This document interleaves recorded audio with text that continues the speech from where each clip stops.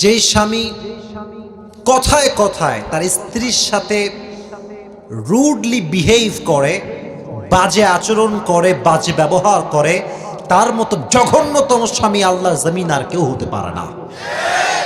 দেখবেন কিছু কিছু স্বামী আছে কথায় কথায় তোর ডিভোর্স দিয়ে দিব, আয় তুই বাপের বাড়ি যা, তোর মতো বউ আমার দরকার নাই।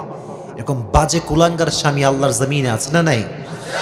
কথায় কথায় বাজে ব্যবহার করে। নো, একজন স্বামী হিসেবে ইসলাম আপনাকে শিক্ষা দিয়েছে আপনার সবচেয়ে সুন্দর ব্যবহার পাবে আপনার বউ, ঠিক কিনা বলেন? রাসূল করিম সাল্লাল্লাহু আলাইহি ওয়াসাল্লাম বলেছেন, সবচেয়ে উত্তম পুরুষ হচ্ছে সেই পুরুষ যে তার বউয়ের কাছে ভালো পুরুষ। সুবহানাল্লাহ পড়ে।